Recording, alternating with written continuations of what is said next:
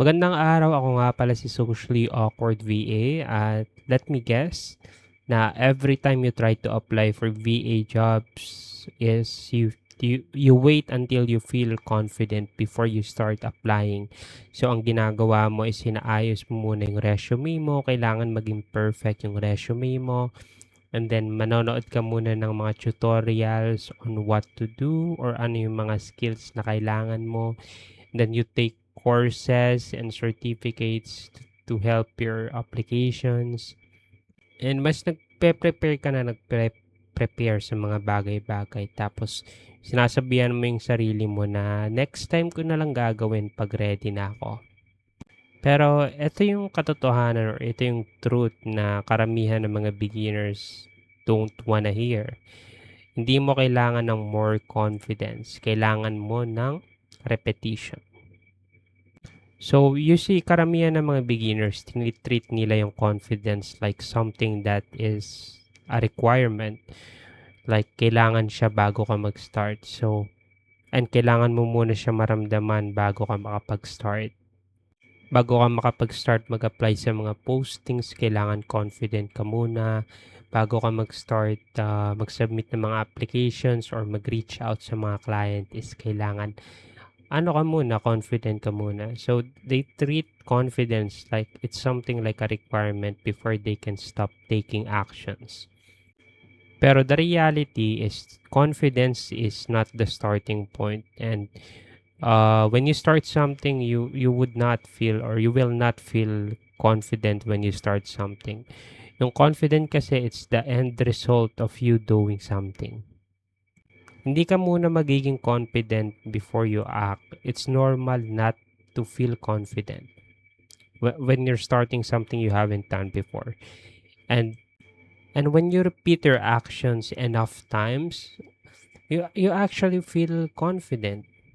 So, yung confidence kasi it's something that you feel when you have done something enough times. And hindi siya something na ma-feel mo before you start it, especially if you're starting something new that you haven't done before. So yung problem kasi with confidence is simple lang. It keeps you stuck in preparation mode. So you're in preparation mode for a few days or a few weeks, a few months or even a few years if it's that extreme. O sinasabi mo sa sarili mo na hindi pa ako ready mag-apply, hindi pa perfect yung portfolio ko.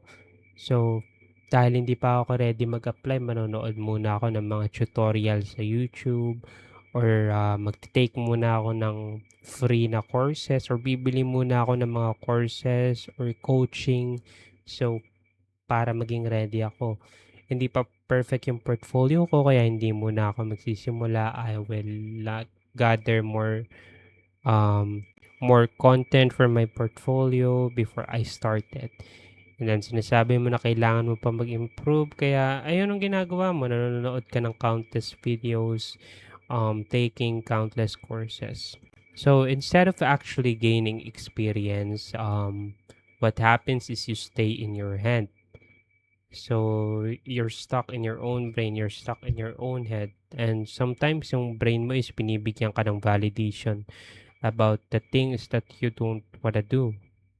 Like let's say sinasabi mo sa sarili mo na hindi pa ako ready. So binibigyan ka din ng validation ng brain mo na yes, you're not ready kaya kailangan mo munang gawin to, this and that. And the problem is the longer you wait before you start something is the scarier it becomes to start or to take action. Because lahat naman ng mga bagay na unfamiliar is it's a big deal for you, especially if you haven't done it before. So instead of waiting to feel confident before you start things, what you actually need to do is you actually need just repetition.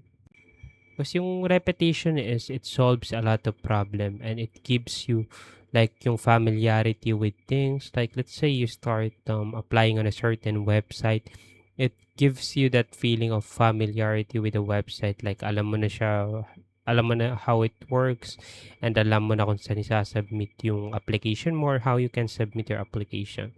It also gives you pattern. So the pattern on how you apply, like lahat naman tayo merong pattern on how we apply. Let's say araw-araw ka nag-a-apply, o yung iba every few days lang, yung iba like every few weeks. So depende yun sa'yo, pero repetition gives you pattern and also gives you feedback. So if you start applying to job postings, you get feedback from employers, you get feedback from clients.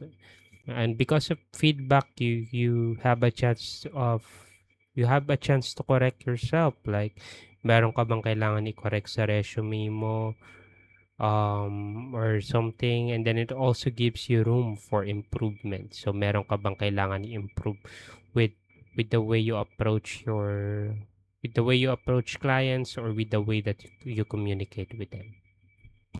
So instead of overthinking every application, repetition, you start recognizing kung ano talaga yung mga gumagana and ano yung mga hindi gumagana. And slowly, as you become consistent with it, yung mga bagay na overwhelming para sa you will start feeling normal. So karamihan kasi ng mga beginner, iniisip nila na kailangan ko muna maging ready before ako mag-start. And kaya ayun, dun sila na pupunta sa endless loop of watching tutorials, watching courses, or improving whatever it is, like their portfolio and resume. So dinedelay nila yung action by doing different things because it gives them a sense of progress, kasi nanonood naman sila ng video related to being a VA, so it gives them that illusion of making progress. But action is the one that will give you the most progress if you really think about it. And action is the only thing that creates readiness. Sa every application na sinesend mo, every message na sinusulat mo, or nagpapahelp ka with ChatGPT, sa every attempt na ginagawa mo, it teaches your brain that this thing is not new anymore. It gives you that familiarity, and if you have familiarity about something, it eventually removes fear. Diba? It naturally removes fear. So yung mga consistent na beginners, kahit hindi sila confident, they really improve a lot over time. Because they keep getting feedbacks from employers and clients na, let's say, sinabihan ka na you need to improve this, or I think you should change that, this or that. You get some sort of feedback on what you need to improve, and constructive criticism or yung mga feedback talaga na may sense is something that will really help you move forward a lot. So yung mga consistent kasi ng mga beginners, kahit hindi sila confident, they just keep going. And dahil nagde-rely sila sa system na ginagawa nila, let's say they have a system of consistently applying every day, like let's say a minimum of 60 applications every day. So those type of beginners will win because they don't rely on emotions. They have a system.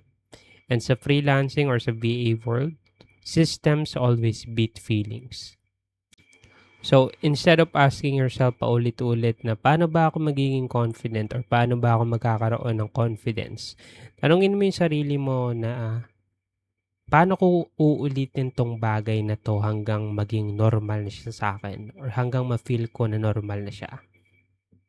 Because repetition gives you comfort. It builds comfort for you.